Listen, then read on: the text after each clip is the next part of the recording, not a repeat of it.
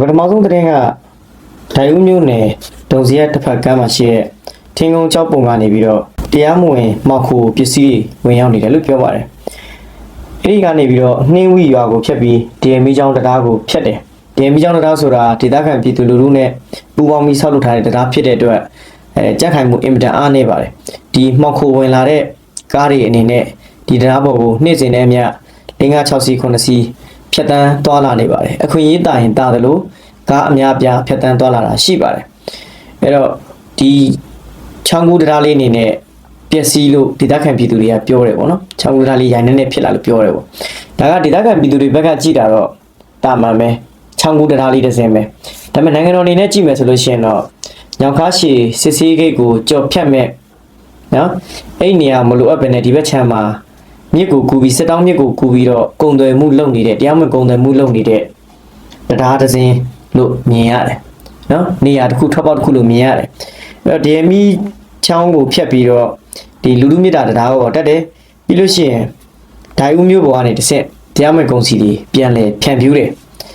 ညပိုင်းနေမှာဆိုလို့ရှိရင်ကားဒီပေါ်မှာဒီတရားမဝင်ပစ္စည်းကိုပေါ်တင်တဲလာတယ်နေ့ပိုင်းနေမှာဆိုရင်တော့တာပေါ်လင်နေအုပ်ပြီးတဲတယ်ဒါကိုတောင်းရှိတဲ့သူအချို့အနေနဲ့မသိပဲတော့မနေပါဘူးတရားပေါက်သိမှာပါအဲ့တော့တောင်းရှိတဲ့သူတွေအနေနဲ့ဘာလုပ်နေကြလဲဘာကြောင့်မို့လို့ဒါကိုရေးယူပြပေးတာမလုပ်တာလဲဖမ်းတာစီးတိုင်းမလုပ်တာလဲနော်တရားဥပဒေအရဒါကိုဘာလို့မလုပ်တာလဲအဲ့တော့တချို့သောဒေသခံပြည်သူတွေရဲ့ပြောပြချက်အရတချို့သောတောင်းရှိတဲ့သူတွေကအဲ့ဒီစိတ်ကံဘက်ကိုလည်းမသွားရဲဘူးလို့ပြောပါတယ်ဘာကြောင့်လဲဆိုတော့အဲ့ဒီဘက်ချမ်းကရွှေကျင်နဲ့ကတ်သွားတာဖြစ်တဲ့အတွက် PDF တွေရှိတယ်ပေါ့နော်အဲ့တော့တခါတလေကြလို့ရှိရင်အဲ့ဒီကနေပြီးတော့စီပေါစာတွေပါတက်လာတာမြင်ရတယ်ပေါ့စီပေါစာကတော့သူတို့အစင်းတွေကမြင်တာမဟုတ်ဘူးပေါ့နော်တက်မှမြင်ရတယ်ပေါ့နော်အဲ့တော့အစင်းတွေကလည်းသူတို့နဲ့မကြုံလိုက်တာလည်းဖြစ်ကောင်းဖြစ်မှာပေါ့အဲ့တော့ပြောချင်တာကတော့ဒီနေရာကနေပြီးတော့တော့တောင်းကျမ်းသူတွေရှိတဲ့အရက်ရွှေကျင်ပဲဖြစ်ဖြစ်အခြားသောဒေတာတစ်ခုခုပဲဖြစ်ဖြစ်စီရီဆင်းနေတယ်ဆိုတာပြောလို့ရတယ်နောက်တစ်ချက်ကကြတော့ဒီယာဒီကပဲတွေအကုန်လုံးကတိမ်ပြီးသွားပြီဒီကားတွေကပဲတဲ့ကားတွေမဟုတ်ဘူးဆိုတာဒေတာခံပြည်သူတွေကတတိချပြောရပါတယ်နော်ဒါကြောင့်တရားမဝင်ကုန်စီတွေကစစ်တောင်းမြစ်ကိုဖြတ်ပြီးတော့ညောင်ခါရှိတူဂိတ်ကိုကြော်စရာမလိုဘဲနဲ့တွားတဲ့နီလန်တလန်ကဒိုင်ဦးမြို့နယ်တွေကနေဖြတ်နေတယ်ဆိုပြီးတော့တရင်ပေးပို့ထားပါတယ်အဲ့တော့ဒါကိုသက်ဆိုင်ရာတာဝန်ရှိတဲ့သူတွေအနေနဲ့အထူးသဖြင့်တရားမဝင်ကုန်စီဒါစီအဖွဲ့တွေအနေနဲ့ဒါကိုတေချာလေးဂီရီလိုက်စောက်ကြည့်ဖို့လိုမယ်ထင်ပါတယ်နောက်သတင်းတစ်ပုဒ်ကတော့ဧပြီလ24ရက်နေ့ညပိုင်းကကြောက်ဝိုင်းကနေပြန်လာတဲ့လူ9ယောက်လောက်အောင်သာယာကနေဖားကန့်ကိုပြန်တဲ့အချိန်မှာလမ်းမှားပြီးတော့ဖားကန့်အမိုက်ပုံဘက်ကိုရောက်ရှိသွားတယ်လို့သိရပါတယ်အဲ့ဒီဘက်မှာအစစ်ဆေးတွေကြောက်လို့ဆိုပြီးတော့စောင်းချိန်ဘက်ကနေတွားမလို့ဆိုပြီးတော့လမ်းမရောက်သွားတဲ့အချိန်မှာ KPDS ဆိုတဲ့ gate ကိုရောက်သွားပါတယ်အဲ့ဒီရောက်တဲ့အချိန်မှာဖမ်းခံရပါတယ်9ယောက်ကို350ပေးပြီးတော့ပြန်လေရွေးထုတ်ခဲ့ရတယ်လို့သိရပါတယ်ဒီလိုဖန်ဆီးခံရတာနဲ့ပတ်သက်ပြီးတော့ဘယ်သူမှမပြောဘူးတကယ်လို့သတင်းပေါက်ကြားသွားတယ်ဆိုလို့ရှိရင်ဒီလူတွေကိုတက်ပစ်မယ်လို့ချင်းချောက်ခဲ့တယ်လို့သိရပါတယ်နောက်သတင်းတစ်ပုဒ်ကတော့ဧပြီလ25ရက်နေ့ကကချင်ပြည်နယ်မိုးညင်းမြို့နယ်အုံးဆန်ဆိုင်ရွာမှာဒုံညွေတပ်ဖွဲ့ဝင်တွေနဲ့ KIA PDF အဖွဲ့တို့ထိတွေ့မှုအချို့ဖြစ်ပွားခဲ့ပြီးတော့ KIA PDF အဖွဲ့ကဆုတ်ခွာသွားရမှာအလောင်း3လောင်းလက်နက်မျိုးစုံ4လက်ကြီးအိမ်နဲ့ဆက်ဆက်ပစ္စည်းတွေတင်စီရမိခဲ့တယ်လို့သိရပါတယ်နောက်သတင်းတစ်ပုဒ်ကတော့ကင်းပြည်နယ်မြောက်ဒီဒေသမှာရှိနေတဲ့ဝေါ်လီဒေသလို့ပြောရင်ပုံမှန်ပါပေါ့နော်ဝေါ်လီဒေသမှာဝေါ်လီပြူဟာတိုက်ပွဲဆက်လက်ပြင်းထန်နေပါတယ်ဒီတိုက်ပွဲမှာ KNU PDF ပါဝင်သူတို့ရဲ့ဒါအောက်ဆွဲတွေအများအပြားပေါ့နော်ကြီးစားတွေလည်းပါမှာပေါ့နောက်နိုင်ငံသားတွေလည်းပါမှာပေါ့အဲ့ဒီလိုအဖွဲ့တွေနဲ့ဝိုင်းဝန်းပြီးတော့ဝေါ်လီပြူဟာကိုဝိုင်းဝန်းတိုက်ခိုက်နေပါတယ်ယင်းနေရလိုပဲအလောင်းအများပြားရရှိတဲ့လက်နက်တွေတင်စီရမိတာရှိပါတယ်အဲ့တော့ဝေါ်လီအချင်းတွေကခံစစ်အနေထားနဲ့ခံတိုက်နေတဲ့လူမျိုးတပ်ဖွဲ့ဝင်တွေကတေချာပေါက်တော့လက်ရှိအချိန်ထိတော့အားမလျှော့သေးဘူးတိုက်ပွဲဆက်လက်ပြင်းထန်နေတယ်ဖြစ်ပါတယ်အဲ့တော့တိုက်ပွဲဆိုတဲ့စကားကတခါကြလို့ရှိရင်ပို့ပြောလို့မကောင်းပါဘူးเนาะဘယ်သူကဘယ်လိုရဲစွမ်းတက်တီနဲ့ဘယ်လောက်တောင်ခုခံတိုက်ခိုက်နေတာဘယ်လောက်ရသွားတာဆိုတာအဲ့လိုမျိုးအပြောကြည့်လို့ရှုံသွားတဲ့ NUG အဖွဲ့ဝင်တွေအများကြီးရှိခဲ့ပါတယ်အဲ့တော့လက်ရှိချိန်ထိကတော့တောက်ခံနိုင်တဲ့လောက်အင်အားခုခံနိုင်စွမ်းရှိတဲ့လောက်နဲ့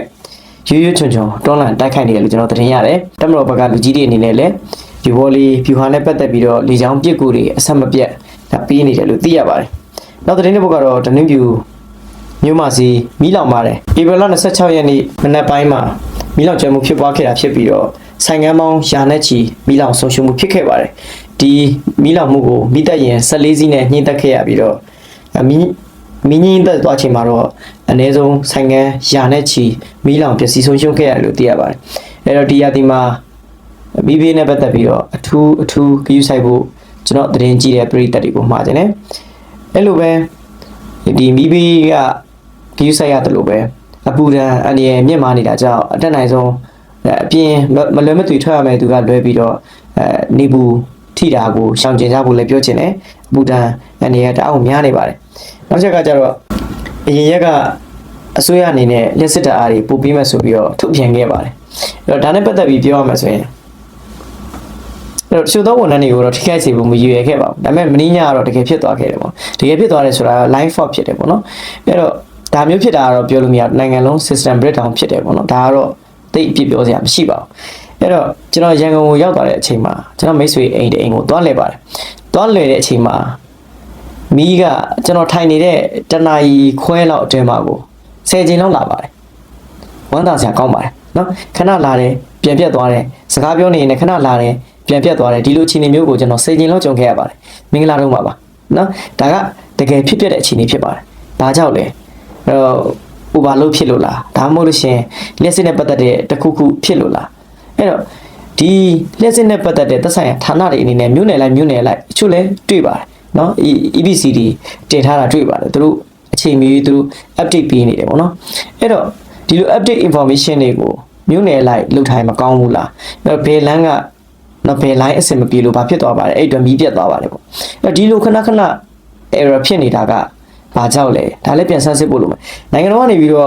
့သိကြတယ်နိုင်ငံတော်ကတော့မူတစ်ခုရှိလို့เนาะအကြမ်းအရာတစ်ခုရှိလို့သူတို့စီရောက်လာတဲ့ information တွေအရာမိဘလောက်ပို့ပေးမယ်ဆိုပြီးတော့ထုတ်ပြောလိုက်တာပါပဲဒါပေမဲ့အောက်ခြေမှာတကယ်အဲ့ဒီဖြစ်စဉ်တွေကမဖြစ်ဘူးဖြစ်နေတယ်နောက်အောက်ခြေမှာတကယ်ပြတ်နေတယ်အဲ့နိုင်ငံတော်ကတော့ဘယ်သိမလဲမီးပြတ်တယ်ဆိုတာကတော့ဟိုတမန်ကန်ရှန်ကာလောက်ထင်ကောင်းထင်လိုက်မယ်အဲ့ဒီ system breakdown ဖြစ်တဲ့ခါကျတော့တနိုင်ငံလုံးတိုင်းနဲ့ဖြစ်တဲ့ခါကျတော့နိုင်ငံတော်အဆင်သိရင်သိလိမ့်မယ်ဒါပေမဲ့ရက်ကွက်တွေမှာဖြစ်နေတဲ့ကိစ္စတွေကိုတော့နိုင်ငံတော်အဆင်မသိဘူးဒါဘာကြောင့်လဲဒါကိုတော့ပြန်ဆန်းစစ်ဖို့လိုမယ်ထင်ပါတယ်နော်အစိုးရရဲ့မူဝါဒတွေကိုအချို့သောသူတွေကတကယ်ပဲမျက်ကွယ်ပြုနေရလားဒါမှမဟုတ်လို့ရှိရင်လက်ရှိတက်ဆင်အသုံးပြုနေတဲ့infrastructure တွေကပဲအဆင်မပြေလားနော်အသုံးပြုနေတဲ့ equipment တွေကပဲupdate မဖြစ်လို့လားနော်ခင်မမီလို့ခဏပြတ်နေတာလားဒါကိုလည်းနိုင်ငံတော်အမှန်အတိုင်းသိဖို့အတွက်ပြန်ပြီးတင်ပြဖို့လိုမယ်ထင်ပါတယ်ကျွန်တော်တို့ပြောရဲဆိုတာအဲ့ဒီမှာဘယ်ဝန်ထမ်းတာဝန်ထမ်းဆောင်လဲဆိုတာကျွန်တော်မသိပါဘူးเนาะမသိပါဘူးချင်းမုံချင်းကင်းပါတယ်ဒါပေမဲ့ပြောချင်တာကတော့နိုင်ငံတော်ကမိနစ်တစ်နေ့မှကြီးညာလိုက်တယ်ဒီ system breakdown မတိုင်ခင်ခဏလေးမှာเนาะကျွန်တော်ပြောတာ system breakdown မတိုင်ခင်ရက်လေးမှာပဲမီးတွေထားပြတ်နေအဲ့တော့ဒါကဘာကြောင့်လဲဆိုတာသက်ဆိုင်ရာတာဝန်ရှိတဲ့သူတွေအနေနဲ့စီစစ်ဖို့လိုမှထင်ပါတယ်အဲ့တော့ရန်ကုန်လိုနေရာမျိုးမှာပဲဖြစ်နေပြီးတော့နေရာမျိုးဘယ်နေရာမျိုးဖြစ်ပါပြည့်စုံမီဖြစ်မနေလိုအပ်တဲ့နေရာတွေတဏီကုံအပူတပြင်းခန်းစားထားတဲ့နေရာတွေမှာနော်အဲ့တော့လက်စစ်မီမလာဘူးဆိုလို့ရှိရင်ပန်ကာလေးမှမဖွင့်ရရင်ဒီလူတွေရဲ့ဘဝမတွေးရစရာနော်ထိုင်စရာကွက်ပြစ်လည်းမရှိနော်ရန်ကုန်လိုနေရာမျိုးမှာဆိုရင်တစ်ပင်တရေမရှိတော့ဘယ်နာသွားပြီးနေကြမှာဒီတိုက်ခန်းကြီးထဲမှာပြုတ်ထားသလိုဖြစ်နေမှာပေါ့နော်အဲ့တော့တေချာလေးတော့ဒါကိုတေချာလေးကင်တွဲဖို့လိုမှထင်ပါတယ်အဲ့တော့နိုင်ငံတော်ရဲ့မူဝါဒတွေနဲ့ပတ်သက်ပြီးတော့ EBC မှာမဟုတ်ပါဘူးနော်လက်စစ်ဌာနမှာပြောတာမဟုတ်ပါဘူးနောက်အခြားသောဌာနတွေဥပမာလူတိုင်းမပြောဘူးနော်ဒီနေ့လူမှုကွန်ရက်ပေါ်မှာကျွန်တော်သတင်းသမိုင်းနဲ့ပတ်သက်ပြီးတော့ဝေဖန်ထားတာတစ်ခုတွေ့တယ်အဲ့ဒါကဒီလူဝင်မှုကြီးကြပ်ရေးနဲ့ပတ်သက်ပြီးတော့ငွေကြီးတောင်းခံမှုနဲ့ပတ်သက်ပြီးတော့သတင်းသမားတယောက်ကိုဝေဖန်ထားကျွန်တော်တွေ့ပါတယ်အဲ့ကျွန်တော်ပြောချင်တာကသတင်းသမားတွေဒီအောက်က information မရဘဲနဲ့ပြောလို့မရပါဘူးကိုယ်တိုင်တွေ့ကြုံမရှိပဲပြောလို့မရပါဘူးနော်ကျွန်တော်တို့ရဲ့မူလထားတဲ့စံပေါ့အဲ့တော့လူတိုင်းကိုမပြောချင်ပေမဲ့အစာပိုင်းအစိုးရတာဝန်ရှိတဲ့သူတွေစီစစ်နေတဲ့အချိန်မှာတော့မာစီမန်ချက်ညာစီမန်ချက်နဲ့လုပ်တယ်တချို့နေရာတွေမှာတော့ငွေကြေးမယူဘဲနဲ့ရိုးဖြောင်းစွာလုပ်ပြီးတယ်တချို့နေရာတွေမှာနေဆင်းကြတယ်နေဆင်းလို့ရှိရင်ထမင်းစီခီးစီစသဖြင့်အုပ်ချုပ်မှုတွေစီဒါမှမဟုတ်လို့ရှိရင်သက်ဆိုင်ရာကြေးရွာခွဲတောင်ကန်တွေစီအပူကတ်လို့ငွေရှာပေးရတယ်အဲ့လိုငွေရှာတဲ့ခါကျလို့ရှိရင်အဲ့ဒီရွာခွဲတောင်ကန်တွေအုပ်ချုပ်မှုတွေကဒေသခံပြည်သူတွေကနေစီငွေပြန်ရှာတယ်အဲ့လိုရှာတဲ့ခါကျတော့အစိုးရစီမံချက်နဲ့လုပ်ရတဲ့လုပ်ငန်းကငွေပေးရတဲ့လုပ်ငန်းဖြစ်သွားရောဒါကဘယ်သူမှချစ်ချင်းမုန်းချင်းရှိလို့ပြောတာမဟုတ်ဘူးเนาะတကယ်မြေပြင်မှာဖြစ်နေတဲ့အနေအထားနဲ့ပတ်သက်ပြီးပြောပြတာဖြစ်ပါတယ်အဲ့တော့ဟိုကိုယ်သွေးထဲမှာသွေးပုတ်ရှိတာသိတယ်ဖောက်ထုတ်လို့ရှိရင်လည်းနာမယ်မှန်းသိတယ်အဲ့ကျွန်တော်တို့ဖောက်ပြီးမယ်ဆိုလို့ရှိရင်လည်းနာမှာဆိုလို့မဖောက်နဲ့ဆိုတာမျိုးတော့မဖြစ်ပါစေနဲ့အဲ့တော့အကုန်လုံးတယောက်ချင်းစီတိုင်းကောင်းတယ်ဆိုလို့ရှိရင်ကျွန်တော်တို့ပြောစရာမလိုပါဘူးဒါပေမဲ့ကျွန်တော်တို့ ပြောလာတဲ့ခါကြလို့ရှင်လေငါတို့တွေမှာလည်းဒီလူတွေရှိပါလားဒါမှမဟုတ်လို့ရှင်တခုပဲတွေ့ရမှာလူအမျိုးမျိုးစိတ်ထွေတွေပဲဒီလူလည်းရှိကောင်းရှိတန်ပါဖို့လေဆိုတဲ့စိတ်နဲ့အပြစ်မမြင်ဘဲနဲ့ချစ်ခင်ပေးကြပါလို့ပြောချင်ပါတယ်ခင်ဗျာနောက်တဲ့နေ့ဘက်ကတော့ဒီတရုတ်နိုင်ငံသားရေးဝန်ကြီးတရုတ်ကွန်မြူနစ်ပါတီဘိုးကော်မတီဝင်နိုင်ငံရေးရာဘျူရိုအဖွဲ့ဝင်မစ္စတာဝန်ကြီးမြန်မာနိုင်ငံကိုရောက်ရှိလာတယ်နိုင်ငံတော်သမ္မတဦးမင်းအောင်လှိုင်နဲ့တွေ့ဆုံပါတယ်ဒီတွေ့ဆုံရမှာနိုင်ငံတကာမျက်နှာစာမှာတရုတ်အနေနဲ့ရည်တည်ပေးမဲ့အရေးမြန်မာနဲ့တရုတ်နယ်စပ်ကြားထဲမှာရှိနေတဲ့ online လောင်းကစားဒါမှမဟုတ်မြန်မာနိုင်ငံတွင်းမှာတရုတ်နိုင်ငံသားလာလုပ်နေတဲ့ online လောင်းကစားဒီငြိမ်းချမ်းရေးဖြစ်စဉ်တွေနဲ့ပတ်သက်ပြီးတော့ဒါနှစ်နိုင်ငံပူးပေါင်းဆောင်ရွက်မဲ့ကိစ္စเนาะဒါကိုဖြည့်ရှင်းရမယ့်ကိစ္စတွေပေါ့နိုင်ငံတော်သမ္မတဦးမင်းအောင်လှိုင်ဖြစ်ပြီးတော့နိုင်ပိုင်းအတွင်းမှာတရုတ်သမ္မတမစ္စတာရှီကျင်းဖျင်ကနေပြီးတော့ဝမ်းမြောက်ကြောင်းတောင်းဝန်လာပြပို့ပြီးတော့လေးလေးနက်နက်အတိမတ်ပြုခဲ့တဲ့အကြောင်းတရုတ်မြန်မာနိုင်ငံအကြားအေးတူပူမြဆက်ဆံရေးကိုဆက်လက်တိုးမြင့်ဆောင်ရွက်မယ့်အကြောင်းနောက်ပြီးတော့တရုတ်မြန်မာနယ်စပ်ကုန်သွယ်ရေးပြန်လည်အချိန်မြင့်တင်မဲ့အကြောင်းပြီးတော့တရုတ်တနိုင်ငံနဲ့ပေါ့နော် One China policy ကိုမြန်မာနိုင်ငံအနေနဲ့ထောက်ခံတဲ့အကြောင်းအရှိလေပိုင်းဒေသနဲ့ပတ်သက်ပြီးတော့တရုတ်သမ္မတကနေပြီးတော့ထားတဲ့သဘောထားဒါကိုနှစ်နိုင်ငံအပြန်အလှန်ဆွေးနွေးခဲ့တယ်လို့သိရပါတယ်။ဝန်ကြီးအနေနဲ့မြန်မာနိုင်ငံသားရေးဝန်ကြီးနဲ့လည်းတွေ့ဆုံခဲ့တယ်လို့သိရပါတယ်။လက်ရှိသမ္မတအသစ်လက်ထက်မှာမြန်မာနိုင်ငံကိုအစစ်မြင့်ဆုံးခေါင်းဆောင်ဖြစ်တဲ့ဝန်ကြီးထိုင်းနိုင်ငံဒုတိယဝန်ကြီးချုပ်နိုင်ငံသားရေးဝန်ကြီးဆူအာဆက်တို့နှစ်ဦးဒါရောက်ရှိလာတာဖြစ်ပါတယ်။အဲ့တော့မြန်မာနိုင်ငံအနေနဲ့ရှေ့ပိုင်းမှာတန်တမာရေးရာလုပ်ငန်းတွေမှာဘယ်လောက်ထိတိုးမြင့်ပြီးလှုပ်ဆောင်သွားနိုင်မလဲဆိုတာကျွန်တော်စောင့်ကြည့်ရမှာဖြစ်ပါတယ်။အထူးသဖြင့်အိန္ဒိယတရုတ်နိုင်ငံနဲ့ပူပြီးရင်းနှီးတဲ့ဆက်ဆံရေးဖြစ်ဖို့အတွက်မျှော်လင့်ရပါတယ်မြန်မာနိုင်ငံဆိုတာတရုတ်ကိုကင်းလို့မရပါဘူးအဲ့ဒီအတွက်ဒီတရုတ်နိုင်ငံနဲ့အနီးစပ်ဆုံးဆက်ဆံရေးဖြစ်အောင်ကျွန်တော်တိစောက်ထားမှာဖြစ်ပါတယ်အဲ့တော့တရုတ်နိုင်ငံနဲ့ပဲလားဆိုတော့လည်းမဟုတ်ပါဘူးအနီးစပ်ဆုံးအိန္ဒိယရုရှားထိုင်းနိုင်ငံတွေနဲ့လည်းထိုနည်းတူစွာချစ်ကြည်ရင်းနှီးစွဲကိုဆက်လက်အချိန်မြင့်တင်ရမှာဖြစ်ပါတယ်။ဒါကြောင့်တရုတ်နိုင်ငံနဲ့ကျွန်တော်နှီးစပ်ရမှာလဲဆိုတော့တရုတ်ဩဇာညောင်းတဲ့လက်နက်ကိုင်တွေအများပြားအပြည်တွင်းမှာရှိတယ်။အဲလိုပဲတရုတ်နိုင်ငံရဲ့ကမ္ဘာနိုင်ငံရေးဩဇာကိုလည်းကျွန်တော်တို့အတိမတ်ပြုထားမှာဖြစ်ပါတယ်။ဒီလိုမှအတိမတ်မပြုဆိုလို့ရှိရင်ကျွန်တော်နိုင်ငံအတွက်ရရှိရေးကလည်းလန်ခီမဖြောက်ဖြူးလို့ပြောလို့ရပါတယ်။အဲတော့အိမ်နဲ့နေတာထက်အိမ်အများကြီးရှိတဲ့အတိုင်းဝန်းကိုကျွန်တော်တို့ပို့ပြီးကြိုက်ပါတယ်။အဲ့တော့ပန်းကင်းတစ်ခင်းလုံးရှိပြီးတော့ပန်းမွေးတစ်ပွင့်နဲ့ပွင့်နေတာကဘယ်လိုမှလှပတယ်လို့ခံစားရမှာမဟုတ်ဘူးလို့အဲ့ဒီပန်းကင်းထဲမှာရောင်စုံပန်းမွေးနေရှိနေတယ်ဆိုလို့ရှိရင်တော့ဒါကလှပတဲ့ပန်းကင်းကြီးဖြစ်ကျွန်တော်တို့မြင်ရမှာဖြစ်ပါတယ်ဒါကအာဆီယံနဲ့မြန်မာဖြစ်နော်မြန်မာနဲ့တရုတ်ရုရှားအိန္ဒိယစသဖြင့်ဒီလိုနိုင်ငံတွေနဲ့ပဲဖြစ်အခုလိုမျိုးအတူတူကချင်းချင်းနေနေရှိတာကကျွန်တော်နိုင်ငံအတွက်အနာဂတ်ကောင်းနေလို့ကျွန်တော်မြင်ပါတယ်နောက်သတင်းတစ်ပုဒ်ကတော့လူစစ်မှုထမ်းတင်နန်းအပတ်စဉ်24တက်ရောက်ကြမဲ့တင်နန်းသားတွေခုဆိုလို့ရှိရင်သက်ဆိုင်ရာတိုင်းဒေသကြီးလက်အောက်ခံလေ့ကျင့်ရေးတင်နန်းကျောင်းတွေကိုတွားရောက်ကြပြီဖြစ်ပါတယ်။နောက်သတင်းတစ်ပုဒ်ကတော့ချင်းပြည်နယ်ဖလန်းမြို့ကိုတိုက်ခိုက်သိမ်းပိုက်နိုင်ခဲ့တဲ့တပ်မတော်ရဲ့အရာရှိစစ်တီတွေကို Job promotion ပေးလိုက်တယ်လို့သိရပါတယ်။ Job promotion ပေးတဲ့နေရာမှာအရာရှိကြီးတွေပါဝင်တယ်လို့အခြားဆင်စစ်တီတွေလည်းပါဝင်ခဲ့တယ်လို့သိရပါတယ်။ဒီစစ်ပွဲနဲ့ပတ်သက်ပြီးတော့ဖလန်းမြို့ကိုတိုက်ဖို့အတွက်ဒါနှစ်နဲ့ချီအချိန်ယူခဲ့ရတယ်လို့ကျွန်တော်ထင်ပါတယ်။လာပေါင်းများစွာပေါ့နော်အချိန်ယူခဲ့ရတယ်။အဲ့တော့ဒီတိုက်သွားတဲ့ပုံစံကလည်းကျွန်တော်တို့နိုင်ငံတော်ထုတ်ပြန်ချက်အရာပေါ့နော်စစ်ကြောင်းအနည်းဆုံး၄ကြောင်းလောက်ခွဲပြီးတိုက်သွားတယ်ပေါ့သူတို့ပြောတာတော့၄ကြောင်းပြစ်ကူတွေများလို့ဖလန်မျိုးကဆုတ်ခွာခဲ့ရလို့ပြောပေမဲ့တကယ်တမ်းဒီတိုက်သွားတဲ့ပုံစံနဲ့ဒီလိုပဲတိုက်သွားမှဆိုရင်မြို့တစ်မြို့မှာ၄ကြောင်းပြစ်ကူမလိုဘဲနဲ့လည်းတေချာပေါက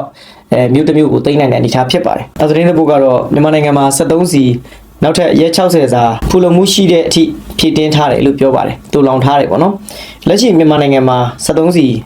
ဒါစုံမစနစ်လည်းရှိတယ်နောက်ပြီးလို့ရှိရင်ကိုရာစနစ်နဲ့ခွဲဝေပြီးတော့ထည့်ရတဲ့စနစ်လည်းရှိတယ်ပေါ့နော်အဲ့ဒီအတွက်မြန်မာနိုင်ငံမှာ73စီရက်60သာဖူလုံမှုရှိတယ်ဆိုတဲ့အကြောင်းเนาะဖြည့်တင်းထားတယ်ဆိုတဲ့အကြောင်းနိုင်ငံတော်ထုတ်ပြန်ပါတယ်အဲ့လိုပဲပြည်တွင်းမှာလည်းဒီ73စီတွေတိုးမြင့်ထုတ်လုပ်နိုင်ဖို့အတွက်အစိုးရအနေနဲ့ကြိုးပမ်းဆောင်ရွက်နေတယ်လို့ပြောပါတယ်အဲ့တော့စုံမစနစ်ကတော့ဖြတ်သိမ်းသင့်ပါပြီเนาะဖြတ်သိမ်းသင့်ပါပြီအဲ့တော့ကိုရာစနစ်လည်းတတ်မှတ်ပြီးသားဖြစ်တဲ့အတွက်ပေါ့နော်အဲ့တော့စုံမစနစ်ကတော့မလိုတော့ပါဘူးအဲ့တော့ကားတစ်စီးကိုအင်ဂျင်ပါဝါဘယ်လောက်ကနေဘယ်လောက်အထိဆိုလို့ရှိရင်စီဘယ်နှလီတာထည့်ရမယ်ဆိုတာသတ်မှတ်ပြီးသားပါမော်တော်ဆိုင်ကတစ်စီးကိုဘယ်လောက်ထည့်ရမယ်ဆိုသတ်မှတ်ပြီးသားအငိုင်းဆိုဘယ်လောက်ထည့်ရမယ်သတ်မှတ်ပြီးသားပါအဲ့တော့ဒီကိုရာစနစ်ကိုထည့်မယ်ဆိုရင်တော့မှဒါပိုရှန်တဲ့အနေအထားရှိပါတယ်เนาะဘယ်သူမှစီကိုရာစနစ်အပြည့်ထည့်နိုင်တဲ့အတိုင်းအတာမရှိပါဘူးအဲ့တော့အရေးကြုံလာတဲ့ခါကျလို့ရှိရင်နော်မဖြစ်မနေလိုအပ်လာတဲ့ခါကျလို့ရှိရင်တွားဖို့လာဖို့အတွက်ဒီစုံမစနစ်ဆိုတာကြီးကစိတ်ထစ်နေရတဲ့အနေအထားပေါ့နော်ဒါကဘုန်းလေးပြောတချို့နေရာတွေမှာကအဲ့ဒီစုံတွေမှလည်းကြည့်မနေတော့ပါဘူးရင်ထဲနေချောင်းကွင်းပြီးမောင်းနေတာပါပဲเนาะနည်းနည်းချုပ်တီးထားလို့မထွက်တာပဲရှိတာပေါ့နော်အဟန့်တာတစ်ခုအနေနဲ့ပဲရှိတာပါတကယ်တော့သွားလာနေကြတာပါပဲအဲ့လိုသွားလာနေမဲ့တူတူတော့စုံမစနစ်ဆိုတာပဲဖြတ်လိုက်လဲဘာမှမဖြစ်ပါဘူးရင်တစည်းစီလိုက်ထည့်ရမဲ့စီနှုံးတွေတတ်မှတ်ထားပြီးဖြစ်တဲ့အတွက်စုံမစနစ်ကအရှိမဒါတက် တစ်ခုလိုဖြစ်နေတဲ့အတွက်ပေါ့နော်ဒါကဖယ်ရှားလိုက်လို့ရှိရင်ပိုကောင်းပါတယ်ဆိုရအောင်လဲလူတွေပိုပြီးကျေးဇူးတင်ကြပါပါအဲ့တော့ဆိုရအောင်ကျေးဇူးတင်မဲ့အကြောင်းကတော့နောက်ထပ်ပြောရမှာဆိုလို့ရှိရင်အင်တာနက်နဲ့မိုဘိုင်းကွန်ရက်တွေပါအချို့သောဒေတာတွေမှာအကြမ်းဖက်မှုနဲ့တိတ်မရှိတဲ့ဒေတာတွေမှာပေါ့နော်အင်တာနက်စနစ်တွေသုံးလို့မရဘူးအထူးသဖြင့်အမြန်လန်းသွားလို့ရှိရင်ကျွန်တော်တို့86မိုင်လောက်ကနေပြီးတော့135မိုင်လောက်ထိပေါ့နော်အင်တာနက်သုံးလို့မရဘူးတကယ်ဆိုရင်အဲ့လမ်းပေါ်မှာရှိနေတဲ့ကိစ္စတွေပေါ့ကျွန်တော်တို့135မိုင်မှာဝင်မယ်ဆိုလို့ရှိရင်ငွေကြေးအသုံးပြုမယ်ဆိုမိုဘိုင်းဘဏ်ကသုံးလို့မရဘူးနော်ဒီ payment စနစ်တွေအသုံးပြုလို့မရဘူးဘာလို့လဲ internet line မရဘူးလေနော်အဲ့ဒီအတွက်အစိုးရအနေနဲ့အဲ့လမ်းတစ်လျှောက်ကိုပြန်ပြီးတော့စဉ်းစားပေးသိချင်ပါတယ်နောက်တစ်ခုကတော့ VPN ပေါ့နော် VPN ကတော့လိုအပ်လို့လုပ်ထားတယ်လို့တော့ယူဆပါတယ်ဒါပေမဲ့လည်း VPN လည်းကြော်ပြီးသုံးနေတာပဲဘာမှမထူပါဘူးအချို့တော့ဝင်ကြီးဌာနတွေဆိုလို့ရှိရင်လည်း Facebook ကို VPN ကြော်ပြီးသုံးနေတာပဲအဲ့ဒီအတွက်အားလုံးသုံးနေမဲ့အတူတူတော့ပြန်ဖွင့်ပေးလိုက်တာပိုကောင်းပါတယ်ဘာမှမထူပါဘူး VPN ခံထားရင်ကမှသူတို့ရဲ့ server တွေသူတို့ရဲ့ location တွေရှာရတာပိုပြီးခက်ခဲပါတယ်ဒါနည်းပညာသမားတွေပိုပြီးသိပါတယ် VPN ဆိုတာကကိုယ့်ရဲ့ location တွေကိုတနေရာစီပို့ပစ်လိုက်လို့ရတယ်။ကြားထဲမှာ proxy ခံတဲ့နည်းပညာတစ်မျိုးဖြစ်တဲ့အတွက်ပေါ့နော်။ VPN ထားတာကမြန်မာနိုင်ငံအတွက်ဘာမှသိပ်ပြီးအကျိုးမရှိပါဘူး။သူဒီ Facebook တို့ဘာလို့သုံးတာတော့တိတ်ပြီးတော့အဆင်မပြေသွားတာတော့မှန်တော့မှန်ပြီမဲ့လေဒါပေမဲ့အလုံးလုံးကြော်ပြီးသုံးနေကြတာပါပဲနောက်သတင်းတစ်ပုဒ်ကတော့တပ်မတော်ကာကွယ်ရေးဦးစီးချုပ်အသစ်ရဲ့မိုင်းဖြတ်မိုင်းရောင်တာလီတာချီလေးအဲ့ဒီမှာရှိနေတဲ့ဒေသခံတပ်မတော်သားတွေနဲ့တွေ့ဆုံတဲ့နေရာမှာပြောကြားခဲ့တဲ့မိန့်ခွန်းထဲမှာကျွန်တော်ကြိုက်တဲ့ခေါင်းစဉ်ပါအဲ့ဒါကတော့ဒေသအလိုက်တဘာဝဘီအန်ရီတွေကြုံတွေ့လာတဲ့အခါမှာအထက်မိတ်ကိုမစောက်ဘဲနဲ့ထိထိရောက်ရောက်ကုညီမှုတွေဆောင်ရွက်ပေးခြင်းနဲ့ပြည်သူလူထုရဲ့ယုံကြည်လေးစားမှုရရှိအောင်ဆောင်ရွက်ကြဖို့လိုတယ်ဆိုပြီးတော့တပ်မတော်ကာကွယ်ရေးဦးစီးချုပ်ဗိုလ်ချုပ်ကြီးရဲဝင်းဦးကပြောသွားပါတယ်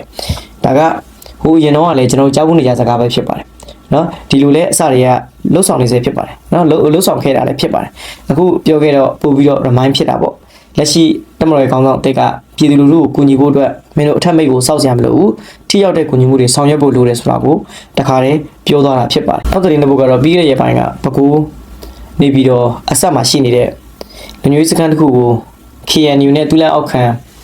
ံအောက်ဆွဲ PD ရဲ့အချို့လာရောက်တိုက်ခိုက်တယ်တိုက်ခိုက်တဲ့နေရာမှာလေကြောင်းတိုက်ခိုက်မှုပြန်လည်ပြုလုပ်ခဲ့တယ်အဲ့လိုပဲမြေပြင်မှာလည်းတိုက်ပွဲဖြစ်ပွားပြီးတော့ KNU PD ရဲ့အချို့တည်ဆုံမှုရှိခဲ့တယ်ပေါ့နော်ဒါနဲ့ပတ်သက်ပြီးတော့သတင်းတွေဖော်ပြရမှာ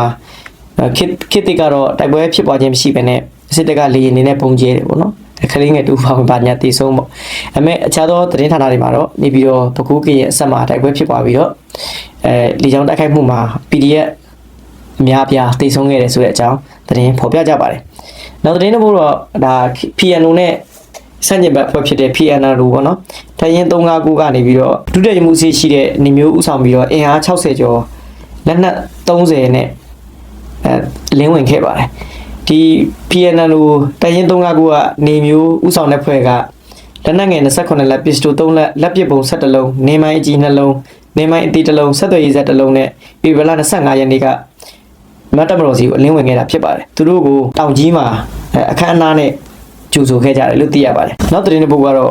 ဝါရှင်တန်မှာရှိနေတဲ့ Hilton Hotel မှာအိမ်ပြည်တော်သတင်းတော်အဖွဲ့ပေါ့နော်အိမ်ပြည်တော်သတင်းတော်အဖွဲ့ကိုညစာချွေးနေတာပါဒေါ်နယ်ထရန့်ကဒီညစာစားပွဲကိုဒေါ်နယ်ထရန့်အပါအဝင်ဒုသမ္မတ JD Vance နောက်ပြီးတော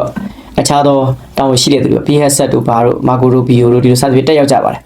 ဒီလိုတက်ရောက်ကြတဲ့အချိန်မှာအဲ့ဒီဟိုတယ်ရဲ့အပြင်ဘက်မှာပြစ်ခတ်မှုတစ်ခုဖြစ်ပွားခဲ့ပါတယ်ဒေါ်နယ်ထရန့်တို့ကိုတောက်လျှောက်လိုက်ပြီးတော့လုံခြုံရေးယူပေးနေတဲ့ Secret Service ဆိုတဲ့အဖွဲ့ရှိပါတယ်အဲ့ဒီအဖွဲ့ကိုအဲ့ဒီကယ်လီဖိုးနီးယားမှာနေတဲ့လူတဦးကလက်နက်နဲ့တိုက်ခိုက်ခဲ့တာဖြစ်ပါတယ်လက်နက်တန်3-4ချက်ဆင့်ကြားပြီးတဲ့အချိန်မှာ Secret Service အဖွဲ့တွေရောဒီရဲတပ်ဖွဲ့ဝင်တွေရောကဒေါ်နယ်ထရန့်ရဲ့ JD Vance ရဲ့ကိုအဲ့ဒီထဲကနေပြီးတော့ခေါ်ထုတ်သွားပါတယ်အဲ့လိုပဲကာကွယ်ရေးဝန်ကြီး PHS ကိုလည်းခေါ်ထုတ်သွားတာတွေ့ရပါတယ်မြန်မာနိုင်ငံမှာဆိုရင်ဒီလိုဖြစ်ပွားတဲ့အနာမှာဒီလိုတနက်ပြစ်ခတ်မှုဖြစ်ပေါ်ခဲ့လို့ရှိမြန်မာနိုင်ငံကမီဒီယာတွေကဦးမင်းအောင်လိုင်းပဲဖြစ်တာစသဖြင့်ဒီတပ်မတော်ကောင်းဆောင်တယောက်ယောက်ဒါမှမဟုတ်အစိုးရဘက်ကောင်းဆောင်တယောက်ယောက်ရဲ့အစည်းအဝေးပွဲရဲ့အပြင်ဘက်မှာအဲ့လိုတနက်ပြစ်ခတ်မှုဖြစ်ပေါ်ခဲ့ရင်ရားစရာမရှိအောင်ရေးပါလိမ့်မယ်ဒါပေမဲ့လည်းလက်ရှိဒီဒေါ်နယ်ထရန့်ရဲ့ဖြစ်စဉ်မှာတော့သူကလည်းသူတမျိုးကြဖြစ်စဉ်တစ်ခုလိုပါပဲဒေါ်နယ်ထရန့်ကတော့ဒါအီရန်ကလုပ်တယ်လို့သူမထင်ဘူးလို့ပြောပါတယ်ဒါပေမဲ့လည်းပြောလို့မရဘူးလို့ပြောပါတယ်နောက်ပြီးတော့သူကသမ္မတယာရုတောင်းဝင်ထားတဲ့သူတွေကအလုံးအနေနဲ့များကြောင်းလဲထည့်သွင်းပြောဆိုသွားခဲ့ပါတယ်အဲ့တော့ဒီနေ့တော့သတင်းတွေကတော့ဒီလောက်ပါပဲခင်ဗျာ